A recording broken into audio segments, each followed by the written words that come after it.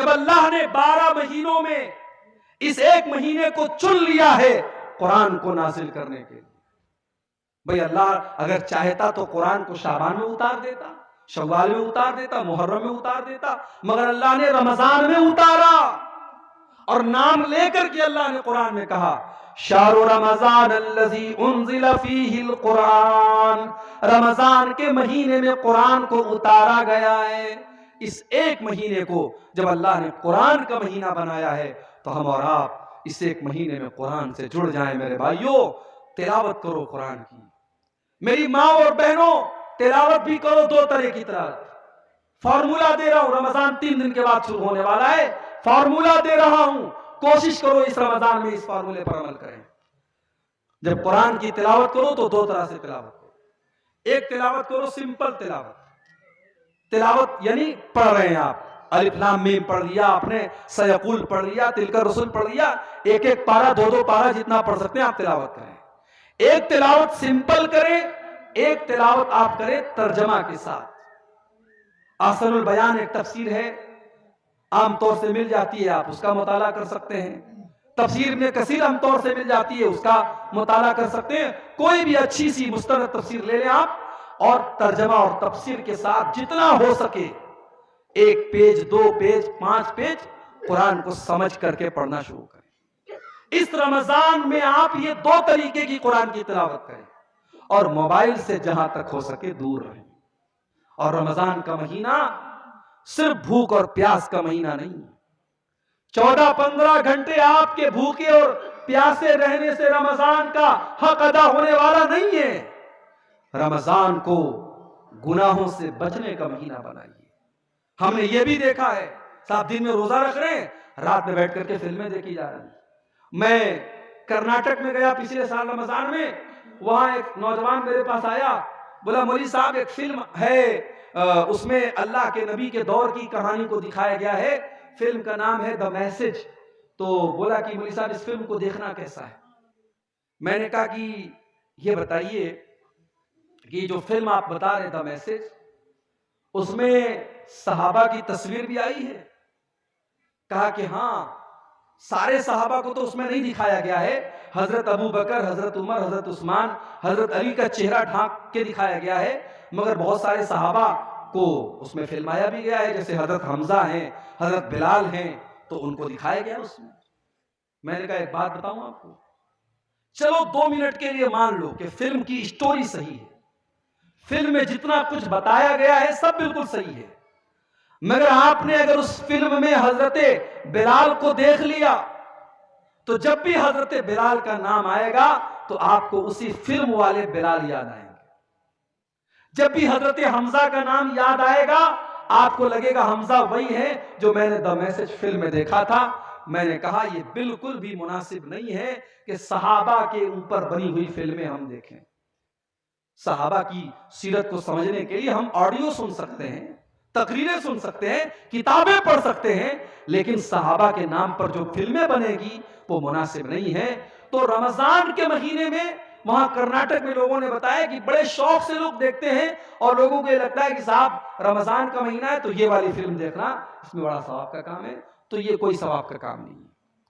کچھ دنوں تک ارطغرل غازی کے نام سے ایک مووی آئی تھی، اس میں بڑی بہادری کے واقعات دکھائے جا رہے تھے، ہمارے بعض نوجوان بڑے شوق سے اس کو دیکھ رہے تھے کہ صاحب یہ تو بڑی بہادری کی باتیں ہیں، فلم ہوتی ہے، اس میں کہیں نہ کہیں گڑبڑی ہوتی ہے۔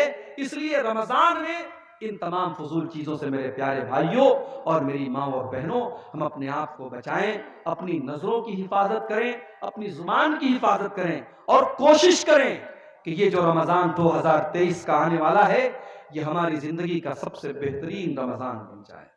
ہمیں سے بہت سارے لوگ پچھلے سال رمضان میں ہمارے ساتھ تھے، اس سال نہیں ہے، اس سال نہیں ہے، کسی ایکسیڈنٹ میں انتقال ہو گیا۔ ابھی بنارس میں ہمارے رشتہ دار ہیں، ہمارے دوست ہیں، ان کی بہن کی شادی تھی، بہن کی شادی تھی، بنارس سے 300 کلومیٹر دور سے بارات آئی تھی، لڑکے والے آئے تھے، نکاح ہوا، اس کے بعد 300 کلومیٹر دور جہاں لڑکا جہاں کا رہنے والا تھا وہاں ولیمہ تھا، ہمارے دوست اور ان کی فیملی ولیمہ میں گئی، ان کا جوان ماموں جس کی عمر 20 سے 25 سال رہی ہوگی، ان کا ماموں اور ان کی نانی راستے میں کار کا ایکسیڈنٹ ہوا، کار ڈیوائیڈر سے جا کے بہت بری طریقے سے لڑ گئی، نانی اور ماموں دونوں سخت زخمی ہوئے، ہاسپٹل میں تقریباً 15 دن تک ایڈمٹ رہے۔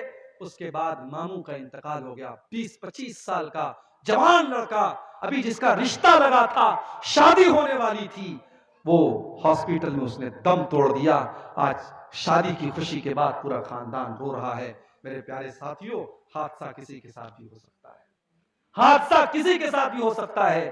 میرے ساتھ بھی بڑا خطرناک حادثہ ہوا تھا، اللہ نے بچا لیا، اللہ نے ایک نئی زندگی دی، لیکن ہم برابر سفر میں رہتے ہیں۔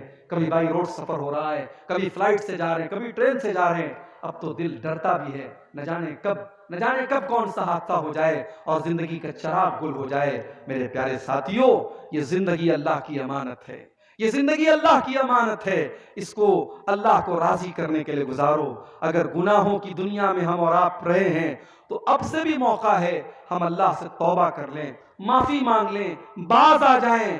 یاد رکھو، گناہ کی جو دنیا ہے، گناہ کی جو زندگی ہے، وہ ہمیں اور آپ کو ذلیل کرنے والی ہے۔ وہ دنیا میں بھی ذلیل کرے گی، آخرت میں بھی ذلیل کرے گی۔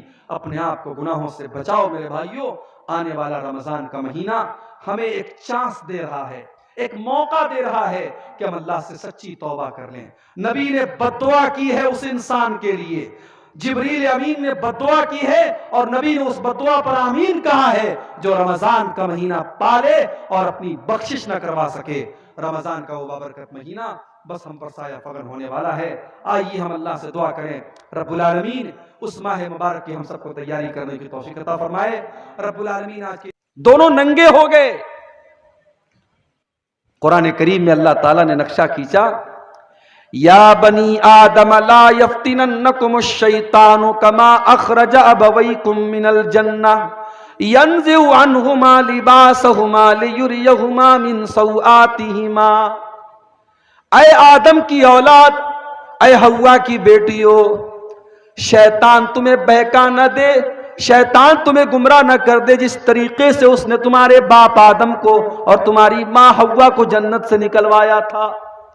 ینزع عنہما لباسہما، اس نے ان دونوں کے کپڑوں کو اتروا دیا تھا، دونوں کی شرمگاہیں نظر آنے لگی، دونوں کا ستر نظر آنے لگا، اور شیطان یہی چاہتا تھا دونوں ننگے ہو جائیں۔ پہلے دن سے ابلیس کا یہی مشن ہے، انسان ننگا ہو جائے، عورت ننگی ہو جائے، مرد ننگا ہو جائے۔ عریانیت، ولگیرٹی، اشلیلتا، یہ شیطان کا مشن ہے۔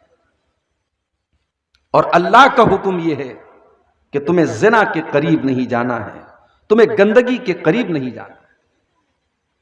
اسی لیے جب اللہ تعالیٰ نے قرآن میں لباس کا ذکر کیا، کپڑے کا ذکر کیا، تو کپڑے کا ایک مقصد یہ بھی بتایا کہ کپڑا تمہارے جسم کو ڈھانپنے کا ذریعہ ہے۔ یا بنی آدم قد انزلنا علیکم لباسا یواری سوآتکم وریشا۔ اے آدم کی اولاد، ہم نے تمہارے اوپر جو لباس اتارا ہے، جو کپڑے ہم نے تم کو دیے ہیں، اس کپڑے کا دو مقصد ہے۔ یہ کپڑا تمہاری ستر پوشی کرتا ہے، یہ تمہاری شرمگاہ کو چھپاتا ہے، اور یہ کپڑا زینت کا کام کرتا ہے، یہ تمہیں آکرشک بناتا ہے، یہ تمہیں سجاتا اور سنوارتا ہے۔ تو اسلام زناکاری اور بدکاری کی پرمیشن نہیں دیتا۔ اسلام تو زناکاری اور بدکاری تک پہنچانے والے جتنے راستے ہیں، ان راستوں پر اسلام پابندی لگاتا ہے۔ جہاں سے بھی سماج میں زناکاری اور بدکاری آ سکتی ہو، اسلام نے ان سارے راستوں کو بند کر دیا ہے۔ زناکاری کی شروعات ہوتی ہے نظروں کے غلط استعمال سے، آنکھوں کے غلط استعمال سے۔ اسی لیے اللہ تعالیٰ نے مردوں کو بھی حکم دیا اور عورتوں کو بھی حکم دیا کہ وہ اپنی نگاہوں کو نیچی رکھیں۔ سورہ نور کی آیت نمبر 31 اور 32 آپ اٹھائیے۔ قُل لِّلْمُؤْمِنِينَ يَغُضُّوا مِنْ أَبْصَارِهِمْ وَيَحْفَظُوا فُرُوجَهُمْ۔ اے نبی آپ ایمان والے مردوں سے کہہ دیجئے کہ وہ اپنی نگاہوں کو نیچی رکھیں اور اپنی شرمگاہ کی حفاظت کریں۔ جب تک انسان کی نگاہ صحیح نہیں ہوگی، انسان کی نظر صحیح نہیں ہوگی، تب تک شرمگاہ کی حفاظت نہیں ہو سکتی۔ جب نظروں کا غلط استعمال ہوگا تو شرمگاہ کا بھی غلط استعمال آٹومیٹک ہوگا۔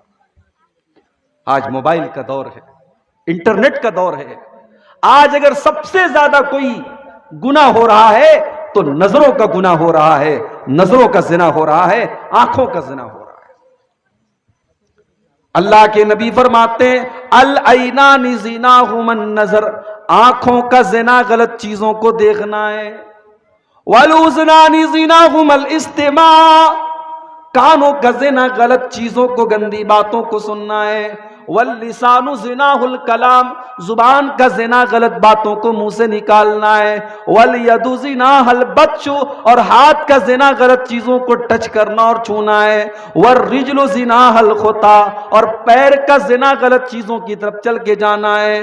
والقلب یہوی ویتمنا، اور انسان کے دل میں غلط چیزوں کا خیال پیدا ہوتا ہے۔ والفرج یصدق ذلک او یکذبہ، اور اس کے بعد انسان کی شرمگاہ یا تو غلط کام کر ڈالتی ہے یا بچ جاتی ہے۔ تو نظر سے شروعات ہوتی ہے، اسی لیے اللہ تعالیٰ نے سب سے پہلے نظروں کی حفاظت کرنے کا حکم دیا۔ اس کے بعد صرف مردوں سے نہیں، عورتوں سے بھی کہا گیا وَقُلْ لِلْمُؤْمِنَاتِ يَغْضُضْنَ مِنْ أَبْصَارِهِنَّ وَيَحْفَظْنَ فُرُوجَهُنَّ، اے نبی آپ ایمان والی عورتوں سے کہہ دیجئے وہ اپنی نگاہوں کو نیچی رکھیں اور اپنی شرمگاہ کی حفاظت کریں۔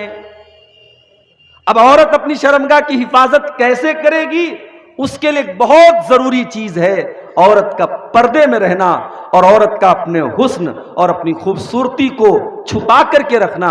اس لیے آگے اللہ نے فرمایا وَلَا يُبْدِينَ زِينَتَهُنَّ إِلَّا مَا ظَهَرَ مِنْهَا، اے ایمان والی عورتوں تم اپنی زینت کو کسی غیر مرد کے سامنے ظاہر مت کرو۔ اب زینت کے اندر عورت کا چہرہ بھی آ گیا، عورت کا پورا بدن آ گیا، عورت کے زیورات آ گئے، عورت کے جسم کے نشیب و فراز آ گئے۔ عورت سر سے پیر تک زینت ہے، اور اللہ نے کہا تیری زینت تجھے غیر مردوں کے سامنے ظاہر نہیں کرنا۔ اس کے بعد فرمایا وَلْيَضْرِبْنَ بِخُمُرِهِنَّ عَلَى جُيُوبِهِنَّ، اے مسلمان عورتوں تمہیں اپنا دوپٹہ اپنے سینے پر رکھنا ہے، اپنے گریبان پہ رکھنا ہے۔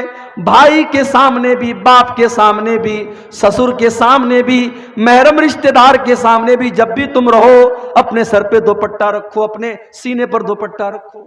اللہ اکبر۔ قرآن کریم جیسی عظیم کتاب، اس میں اللہ تعالیٰ نے عورت کے دوپٹہ رکھنے کا طریقہ بتایا ہے۔ اس کا مطلب یہ ہوا کہ عورت کا دوپٹہ اور عورت کا پردہ یہ کوئی معمولی بات نہیں ہے، یہ اللہ کی نظر میں بہت بڑی بات ہے۔ اللہ نے قرآن میں اس کو بیان کیا ہے۔ میری پیاری ماں اور بہنوں، آج عورت کے سر سے دوپٹہ چھین لیا گیا ہے۔